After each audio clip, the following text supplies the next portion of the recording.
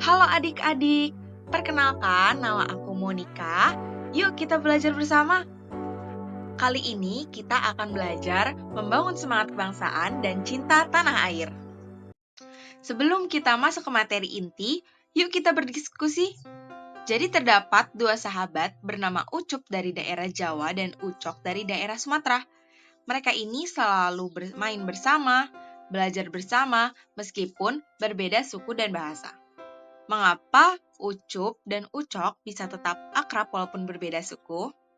Adik-adik yang sudah mengetahui jawabannya boleh untuk menuliskan di kolom komentar ya. Jadi, mengapa sih Ucup dan Ucok bisa tetap akrab? Nah, karena mereka sama-sama orang Indonesia. Walaupun Ucup berasal dari Jawa dan Ucok berasal dari Sumatera Utara, namun ketika mereka berkomunikasi, bermain, dan belajar, mereka akan menggunakan bahasa Indonesia sehingga mereka dapat memahami satu sama lain. Selain Ucup yang berasal dari daerah Jawa dan Ucok yang berasal dari daerah Sumatera Utara, Indonesia ini sebenarnya masih memiliki banyak daerah loh. Dengan provinsi yang tercatat pada tahun 2025 ini ada 38 provinsi dengan total pulau sekitar 17.508. Nah, tahu nggak sih kalau sebagian besar pulau ini itu masih belum memiliki nama loh. Selanjutnya, suku bangsa di Indonesia itu ada sekitar 1.300 dan bahasa daerah yang digunakan itu ada 718. Kaya banget ya Indonesia, sukunya banyak, pulaunya banyak, bahasanya pun banyak. Tapi ada lagi nih, satu lagi, yaitu spesies hewan dan tumbuhan yang tinggal di Indonesia. Nah, spesies hewannya itu ada lebih dari 300.000 dan spesies tumbuhan yang hidup di Indonesia itu ada sekitar lebih dari 25.000. Ternyata Indonesia itu sangat kaya dan beragam ya. Nah, karena Indonesia memiliki keberagaman yang sangat kaya, penting bagi kita untuk membangun semangat kebangsaan. Apa sih semangat kebangsaan itu, Kak? Semangat kebangsaan itu merupakan rasa bangga dan cinta kepada bangsa Indonesia.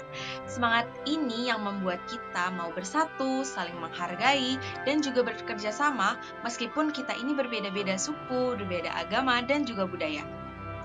Contoh perilaku semangat kebangsaan di sekolah. Yang pertama, belajar dengan giat. Jika adik-adik di rumah belajar dengan giat, itu menunjukkan rasa cinta pada bangsa karena ingin menjadi orang yang berguna bagi Indonesia di masa depan. Lalu yang kedua, disiplin dan jujur. Jika adik-adik disiplin dan jujur, itu akan tumbuh menjadi warga negara yang baik, sehingga bisa dipercaya dan menjaga nama baik bangsa Indonesia. Yang ketiga, menghargai teman yang berbeda suku atau agama.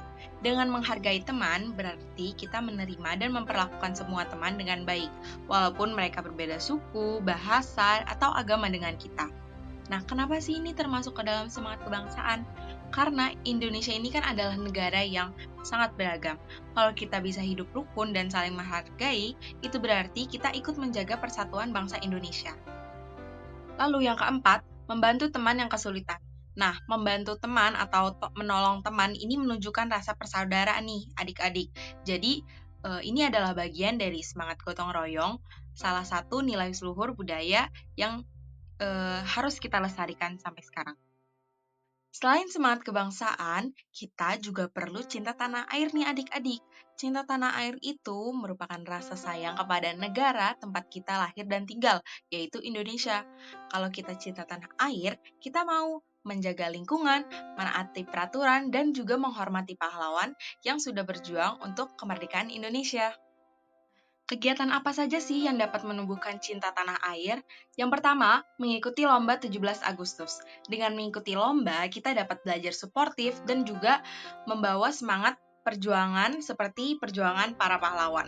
Lalu, kita juga dapat mencintai Indonesia dengan sepenuh hati. Lalu yang kedua, menyanyikan lagu-lagu nasional. Dengan menyanyikan lagu nasional seperti Indonesia Raya, Hari Merdeka, dan Garuda Pancasila, itu dapat membuat kita merasa bangga dan cinta tanah air dengan mengingat perjuangan bangsa dan menumbuhkan rasa cinta pada negara.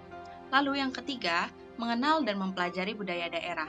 Nah, setiap daerah di Indonesia ini kan pastinya mempunyai budaya yang unik nih, teman-teman adik-adik. Lalu dengan mempelajari budaya ini, kita dapat menghargai kekayaan bangsa kita sendiri. Yang keempat, belajar sejarah Indonesia. Dengan kita belajar sejarah Indonesia, kita nantinya akan mengetahui nih adik-adik, bagaimana sih bangsa Indonesia itu merdeka, dan siapa saja sih pahlawan kita. Lalu, belajar sejarah Indonesia ini juga akan menumbuhkan rasa kita untuk menghargai jasa para pahlawan dan tidak melupakan perjuangan bangsa kita nih adik-adik. Lalu yang terakhir, menjaga lingkungan sekitar. Dengan kita menjaga lingkungan sekitar, itu adalah bentuk cinta tanah air. Karena kita itu menjaga alam dan tempat tinggal kita sendiri nih adik-adik. Lalu, apa sih pentingnya menjaga lingkungan sekitar? Karena lingkungan yang bersih dan sehat ini kan adalah bagian dari Indonesia. Maka kita harus jaga bersama ya adik-adik. Mengapa sih kita harus cinta tanah air dan bangga sebagai bangsa Indonesia? Yang pertama, agar kita tidak mudah dipecah belah oleh perbedaan suku atau agama. Indonesia ini kan terdiri dari ribuan suku, bahasa, dan agama. Dengan rasa cinta tanah air ini, kita akan tidak mudah terprovokasi atau terpecah karena perbedaan. Lalu yang kedua, saling menghargai atau satu sama lain. Nah, saat kita mencintai bangsa ini, kita juga akan menghargai nih keragaman budaya, pendapat, dan juga latar belakang orang lain yang berbeda-beda. Yang ketiga, menjaga kekayaan budaya Indonesia seperti tarian, lagu-lagu daerah, dan juga makanan khas. Hal ini penting agar warisan leluhur kita itu tidak hilang dan tetap dikenal oleh generasi yang mendatang maupun dunia luar.